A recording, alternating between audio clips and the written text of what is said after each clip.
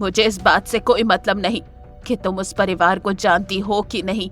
ये प्रॉब्लम तुम्हारी बनाई हुई डिजाइन से शुरू हुई थी, इसीलिए इसका सलूशन भी तुम्हें ही ढूंढना है।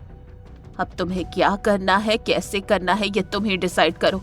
अगर इसका सलूशन नहीं मिला तो समझ लेना कि मेरा तुम्हारे इस परिवार से बचा कुचा रिश्ता भी खत्म हो गया।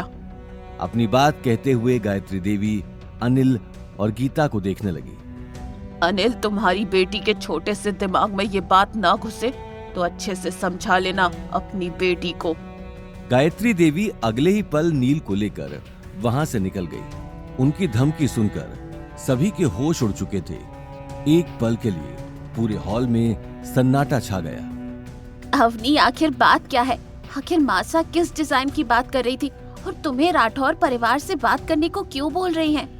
मॉम, बहुत लंबी कहानी है, मैं आपको बाद में समझाऊंगी। फिलहाल तो मुझे ये समझ में नहीं आ रहा कि आखिर मैं कहाँ से इतने बड़े आदमी से बात करूं जिसका नाम भी मुझे नहीं मालूम है और जिसे मैंने आज तक देखा भी नहीं। अवनी बेटा, अब मासा ने कहा तो तुझे जाना ही पड़ेगा। देखा नहीं वो कितने गुस्से में यहाँ से गई है।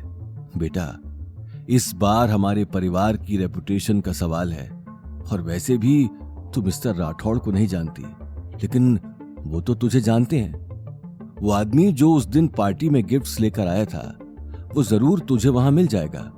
अवनी, सोच जरा, जो इतने महंगे महंगे गिफ्ट्स दे सकता है, उसके लिए एक कॉन्ट्रैक्ट क्या बड़ी बात होगी। वो तेरे कहने पर यूं ही साइन कर देगा। ये बात सुनकर गौतम की आंखों में गहरी चमक आ चुकी थी। आज उसी के सामने उसके लिए इतनी बड़ी बड़ी बातें हो रही थी। ओह गॉड, कोई मेरी बात पर यकीन क्यों नहीं कर रहा है?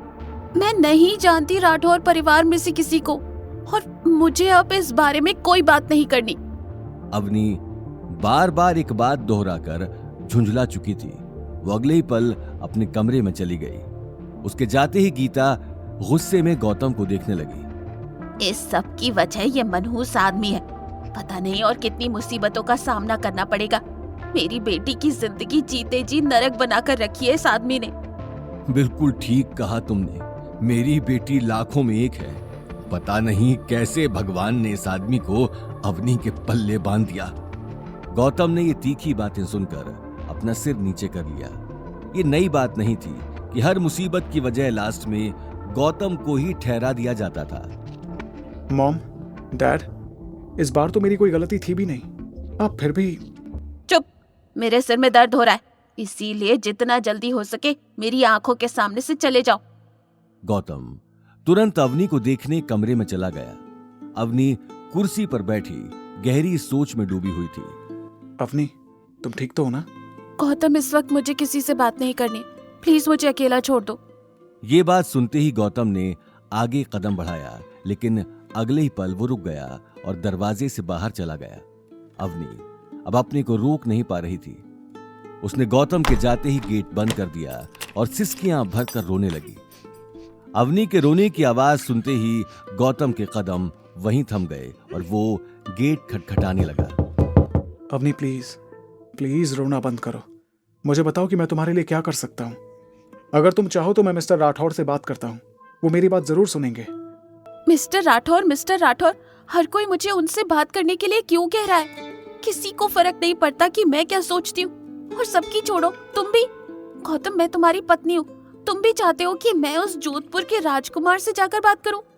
ठीक है, अब हम इस बारे में कभी बात नहीं करेंगे, कभी नहीं। ओके, अब तो तुम दरवाजा खोलो। हम इस बात का कुछ और सोल्यूशन ढूंढते हैं। अवनी ने यह बात सुनकर अपनी आंखों से आंसू साफ कर लिए और दरवाजा खोलकर बेड पर बैठ गई। गौतम अगले ही पल अंदर आकर अपने घुटनों पर बैठ गया और अवनी की आंखों में देखने लगा। अवनी, तुम्हें किसी बात की चिंता करने की जरूरत नहीं है। अब ये प्रॉब्लम मेरे ऊपर छोड़ दो, मैं कुछ ना कुछ सॉल्यूशन ढूंढता हूं। लेकिन अपनी बात कहने से पहले अवनी गौतम की आंखों में सच्चाई देख पा रही थी। इस सच्चाई को देखकर वो आगे कुछ नहीं कह पाई। हालांकि उसके मन में कई सारे सवाल थे, लेकिन इस बार उसे कोई भी रास्ता दिखाई नहीं दे रहा था। आगे की कहानी जानने के लिए देखिए अगला एपिसोड सिर्फ पॉकेट एफएम के यूट्यूब चैनल पर और रॉयल वारिस के सारे एपिसोड्स को सुनने के लिए डिस्क्रिप्शन में दी लिंक से डाउनलोड करें पॉकेट एफएम ऐप।